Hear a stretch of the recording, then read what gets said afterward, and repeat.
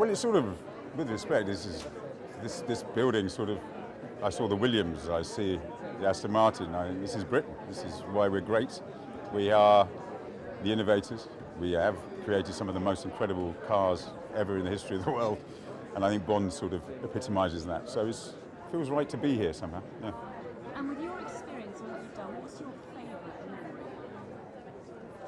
My favourite memory was probably stepping onto set with Judi Dench at the beginning of Tomorrow Never Dies and having to say our man's in position on the centre camera, which was my first scene in a Bond movie.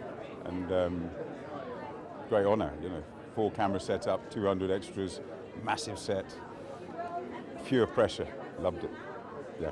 And what does it feel like to be a part of James Bond films, which is so iconic, it's recognised worldwide, it's one of the best things you can possibly do. Well, I think there's people who would argue with that. Some people can't see it, but I personally, it's like playing for your country. I've often said it's like getting a cap. It's a height. For a boy growing up, I grew up in England, Britain. I watched Bond movies, Moonraker. My cousins came over from Jamaica. We went to see Moonraker in the holidays. So to actually be part of that tradition is a great honour. And I look at it. I mean, I travel the world, and people have seen it. It brings a lot of joy to a lot of people. It's massive. What's it like when, because you've actually played Bond, never, but below the line I played below Bond, the line. What was that like? And what was that like? Surreal. Yeah. To utter the words, yeah, absolutely surreal. But I think in terms of, and I think Pierce was brilliant too. When we were screen testing, working with the girls, I mean, our job was to make sure the girls were happy and secure to be acting, because I think to be a Bond woman is you're being judged on so many levels. I've said it before, but our job was to make sure you got performances, and I think that was one thing about Pierce. If you think about Michelle Yeoh, and this was the time of Halle and Judy. I mean, the girls are phenomenally strong around him. This was the beginning of a new era for me, I think, and from that point on, it's been picked up and moved on, and I think that's something. James Bond, Yeah. Things get picked up and moved on along the way. Yeah, absolutely. It's constantly evolving. Yep. What do you think the future is of Bond? What's the future of the world? I mean, it's never ending.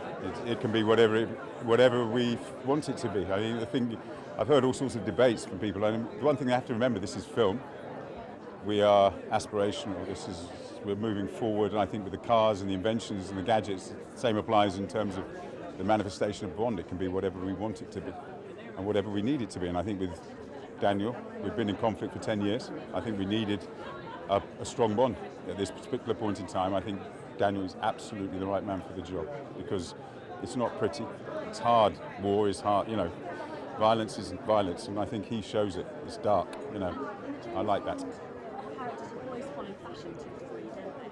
And he epitomises what we as a nation value as Bond currently. Yeah, I think it follows fashion and sets fashion. I think it's one of those rare, it's a marriage of both. But I think his focus and his discipline, and for all his hardness, he has that sensitivity.